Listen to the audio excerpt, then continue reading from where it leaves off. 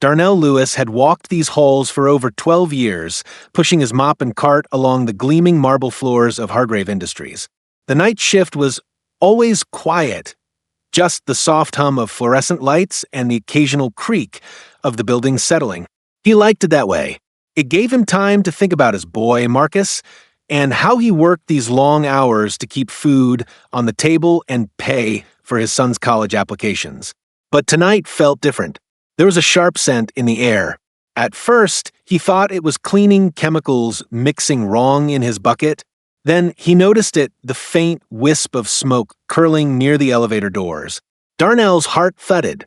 He dropped his mop and ran to the source. The smoke was getting thicker, black tendrils creeping through the cracks. Without hesitation, he yanked the fire alarm. Red lights flashed, and sirens wailed as sprinklers sputtered to life, spraying cold mist across the floor. But he couldn't leave yet. He remembered Mr. Charles Whitman, the CEO, who often worked late in his top-floor office. Darnell had seen his office light glowing earlier as he emptied trash cans. "Lord, don't let him be stuck up there," Darnell muttered as he raced to the stairwell. By the time he reached the 20th floor, the smoke was thick, stinging his eyes and burning his throat. He pulled his t-shirt over his mouth and barged into the executive hallway. Sure enough, Whitman's office door was ajar, and through the haze, Darnell saw the CEO sprawled on the floor, coughing violently, too weak to stand. "Hang on, sir," Darnell shouted, rushing in. Whitman looked up, his face pale. "Can't breathe." Darnell hoisted the older man's arm over his shoulder. The CEO was heavier than he looked, and each step toward the stairwell felt like dragging a sack of bricks. Heat seared Darnell's back as fire licked at the walls. Step by step, he descended 20 flights, lungs screaming for air. By the time they burst through the ground-level exit, Darnell's legs shook from exhaustion. Outside, fire trucks wailed as firefighters rushed past. Whitman collapsed onto the pavement, clutching Darnell's sleeve. His voice was hoarse, but his eyes locked on Darnell's. "You saved my life," he rasped. Darnell patted his shoulder. "Just doing my job, sir." But deep down, he had no idea that one act would change his life forever. Darnell arrived at Hargrave Industries the next morning thinking he might not have a job anymore. The fire had been all over the news. Blaze breaks out in corporate tower. CEO saved by janitor. Reporters camped outside the building, their cameras clicking wildly as he walked past with his cap pulled low. He kept his head down, clutching his lunch bag. He wasn't used to attention, and he didn't want any. As he approached the security desk, the guard, usually gruff and half asleep, jumped to his feet. "Mr. Lewis, the CEO, he wants to see you. Top floor." Darnell froze. "The CEO? You sure you got the right guy?" "Yes, sir," the guard said, almost nervously. Mr. Whitman was very clear. "He asked for you by name." Darnell felt his stomach twist. He wasn't a stranger to getting called into offices, but it was usually to get scolded about cleaning supplies or overtime hours. This felt different. He hesitated, then stepped into the elevator. As it climbed floor after floor, he wiped his hands on his pants, trying to calm the sweat. When the doors opened on the 20th floor, sunlight poured in through massive windows. The office smelled faintly of smoke and fresh paint, where workers had already begun repairs. At the end of the long corridor stood Whitman, dressed in a crisp suit despite the bandage on his hand. "Mr. Lewis," Whitman said, turning to face him. His voice was softer than the clipped tone Darnell had overheard during board meetings. "You're a hard man to find." "Sir, I came in early to get back to work," Darnell said, quietly gripping his cap in both hands. "Didn't want to bother nobody." Whitman studied him for a moment, his sharp eyes unreadable. "You didn't just do your job last night. You carried me out of a burning building when you could have run to save yourself." Darnell shrugged. Wouldn't sit right, leaving someone behind. Fire or no fire. A faint smile tugged at Whitman's lips. "Do you know how many executives I've hired over the years who wouldn't have risked their lives for anyone? And yet, here you are, a man no one in this building ever noticed, but you acted like a leader when it mattered most." Darnell shifted uneasily. "I'm no leader, sir. Just a janitor." Whitman's expression hardened, not with anger, but with determination. Not anymore. Darnell stood frozen, gripping his cap so tightly it crumpled in his hands. "Sir, I don't understand, not anymore," he asked, his voice hesitant. Charles Whitman walked slowly around his massive mahogany desk, his shoes silent on the polished floor. For a moment, he simply stared out of the floor-to-ceiling windows at the city skyline.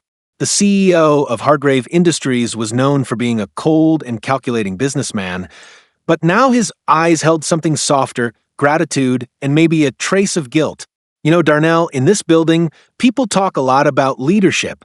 I've spent years hiring Ivy League graduates, men in $1,000 suits with perfect resumes." He turned back to face Darnell. "And yet not one of them has ever shown the courage and decisiveness you did last night." Darnell shook his head. "Sir, I don't have no degree. I ain't even finished college. I'm just here to sweep floors and take care of my boy." Whitman stepped closer, his voice steady. "That may be how the world sees you, but it's not who you are.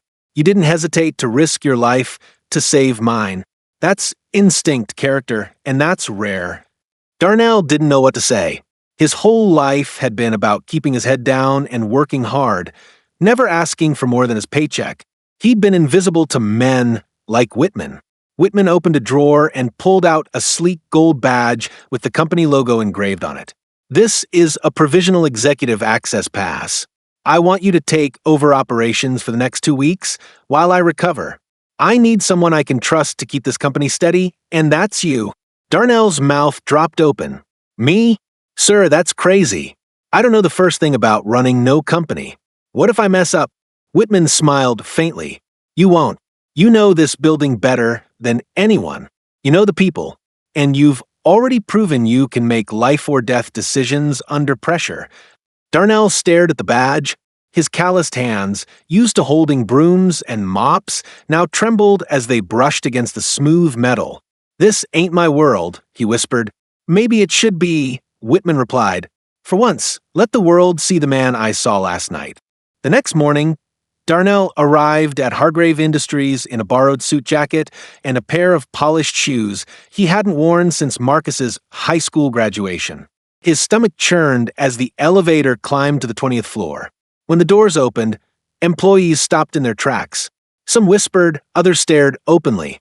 After all, it wasn't every day that the janitor took the CEO's chair. As he stepped into Whitman's massive office, the weight of responsibility hit him like a freight train.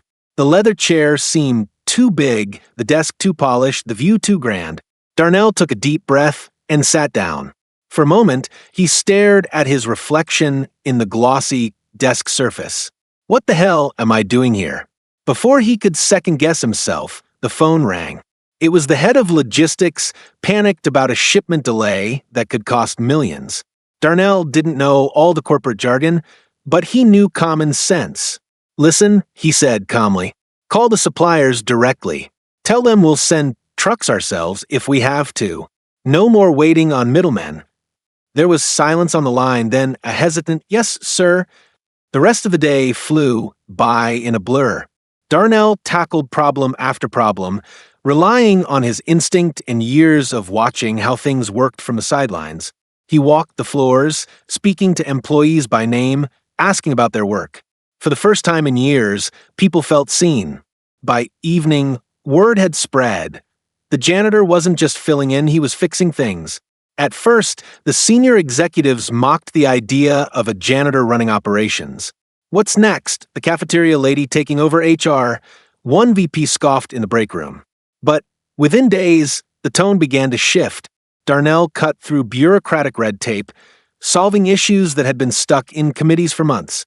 He canceled unnecessary expenses like luxury retreats and overpriced contracts that bled the company dry. "He just called me directly," an IT manager said, stunned. "No memos, no meetings, just solutions." Employees loved him. He listened. He cared. He treated the janitor mopping the lobby the same way he treated the head of marketing. But not everyone was pleased. Gerald Bryce, the CFO, seethed as he watched Darnell gain respect.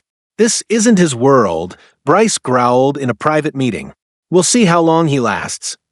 Darnell knew they were waiting for him to slip up, but he didn't falter. For the first time in his life, he wasn't just surviving. He was leading. 2 weeks later, Charles Whitman returned, his injuries healed but his expression unreadable. As he stepped into his office, he found Darnell reviewing reports at the desk. "Mr. Whitman," Darnell said, standing awkwardly.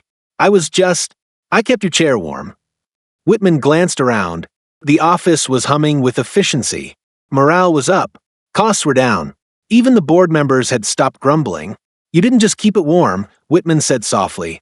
"You brought life back into this company." "I just did what needed doing, sir," Darnell replied humbly. Whitman smiled faintly. "You did more than that. You led with courage and integrity, things this place has been missing for years." Before Darnell could respond, Whitman stepped forward and extended his hand. "How would you like to make this official?" At the next board meeting, Whitman made an announcement that left the room in stunned silence. Effective immediately, I am appointing Darnell Lewis as Chief Operating Officer of Hargrave Industries. He has proven himself in ways that go beyond titles and degrees. He's exactly the kind of leader we need. The executives erupted in whispers. Some protested, but Whitman raised a hand. "This isn't up for debate. If anyone disagrees, you're welcome to find another company." Darnell sat quietly, hands folded. "Sir, I don't know if I'm cut out for this world." Whitman shook his head. "You already proved you are." As Darnell settled into his new office, a smaller one by choice, he thought of his first day as a janitor, broom in hand, invisible to everyone. Now he had a chance to build something better, not just for himself, but for every forgotten face in the building. And for the first time in his life, Darnell didn't feel like a man cleaning up after others.